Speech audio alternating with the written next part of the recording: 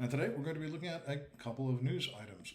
One, well, it actually has to do with desktop metal. And so we're seeing a lot of movements around this, the attempted merger of desktop metal and Stratasys, other bids by other companies, and the picture is getting complicated. It just got more complicated still when Iranian-American billionaire Farhad Ebrahimi, who's also called Fred Ebrahimi, bought 7.43% of desktop metal on May 30th. So he sold 500,000 shares on June 5th, but still at this point he owns about 7.2% of desktop metal. That's ahead of institutional investors like Vanguard and Blackrock, that are typically the largest investors in almost any stock. They have owned nearly 7% and 6.5% respectively.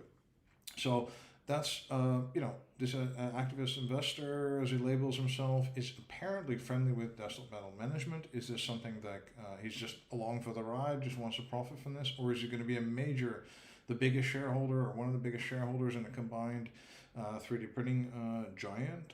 Is this somebody who's going to have a lot of influence in our industry? We don't know. What we do know about Ebrahimi is that he's a former Quark veteran, and he's done First Solar and other types of companies he's been involved with, but we don't know what his designs are on desktop metal. Just a quick little ride on the stock as it rises, or some long-term interest in 3D printing. We don't know. The next is a little bit of good news, and it comes to us from ThinkingHuts. And ThinkingHuts is like a charity kind of project that tries to involve lots of people in promoting it, working together on it, and then they're literally 3D printing buildings. In this case, they're printing a $40,000 building.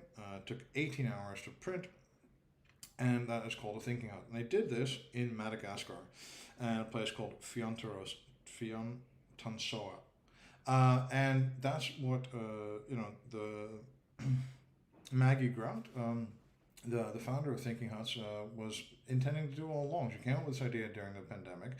They've been growing, trying to involve lots of people, and now they're completing their first project. And their idea is to kind of set up local chapters of these kind of modular type 3D printed buildings all over the place. So this could be a really exciting thing to build infrastructure in the developing world.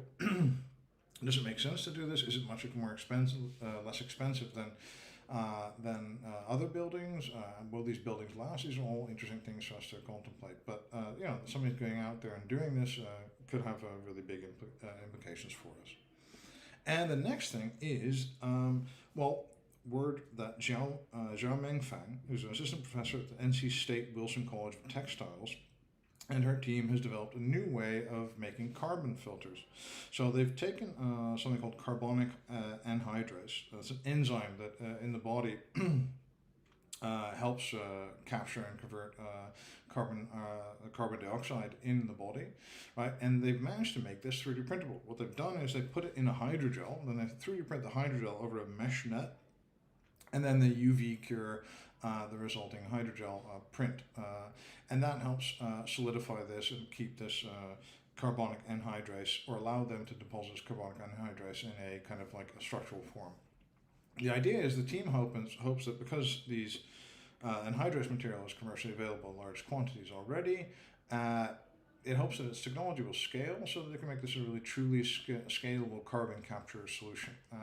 And that would be really great. That would be like a world-saving kind of an invention. That would be a 3D printing invention. This is going to work at scale, and is it going to make a major impact or not? We don't know, but it's interesting to see that people are using 3D printing to make materials matter in a way that wasn't possible before. And that could really point to people making all sorts of new filters and other kind of chemical reactions. But and it's nice to see somebody working on the really, really big problems in the world. So that's good to know. All right, this is another edition of 3D Printing News Unpeeled. My name is Joris Peels, and I hope you found this useful.